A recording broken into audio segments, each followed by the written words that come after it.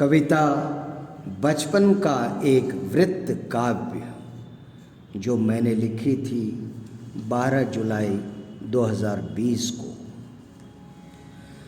जिन धन कुबेरों ने झुका दिया विश्व अपने चरणों पर, यदि उनके महलों के शिखरों से भी आसमान वैसा ही धूसर दिखाई पड़ता है पूर्णिमा की रात को भी जैसा कि मेरी छत से, तो मेरे बराबर ही निर्धन और अभागा है उनका वर्तमान भी। पहले की बात और थी। मैंने देखा है अमावस से पूर्णिमा तक निसर्ग का अलौकिक सम्मोहन बचपन में। संसार के समस्त वर्तमान भौतिक सुख तुच्छ हैं मेरे बचपन के उस वैभव से। मेरा ही नहीं, यथार्थ अनुभव होगा ये करोड़ों के बचपन का, यदि निसर्ग और उनके बीच संबंध रहा होगा अनुभूति के स्पंदन का।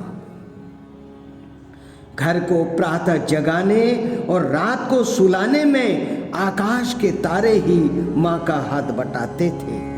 हम पढ़ते थे वराह मिहिर और भास्कराचार्य हमारे पूर्वज पुस्तक में, पर नक्षत्रों का व्यावहारिक ज्ञान मेरी अनपढ़ माँ ने ही दिया था बचपन में। ब्रह्म मुहूर्त में हमें जगाने का निर्देश माँ को देते थे प्राची में शुक्रोदय और तारों का एक गुच्छा, जिसे माँ ने नाम दिया था ग्वाल रुमती, ग्वालों का समूह। माँ देखती थी सूर्योदय के लगभग 2 घंटे पहले बुध को भी निकलते प्राची से, पर हमें जगाने के लिए शुक्र तारा और ग्वाल रुमती ही काम आते थे। रात के प्रथम प्रहर में प्राची से ही निकलते थे 3 तारे एक के पीछे एक बराबर दूरी पर सरल रेखा में, जिनको माँ ने नाम दिया था 3 त्याड़ी। 3 त्याड़ी चलते चलते रात के तीसरे प्रहर तक नैऋत्य की ओर ढल जाते थे। ईशान से वृत्ताकार मार्ग में चलते सप्तर्षि, जो माँ के लिए 7 तारा थे, हमारे सिर से लगभग 70 अंश का कोण बनाकर वायव्य में अस्त होने के लिए मुड़ जाते थे। यद्यपि अलग अलग ऋतुओं में अलग अलग था समय इनके उदयास्त का, पर माँ तदनुसार कर लेती थी समायोजन समय का।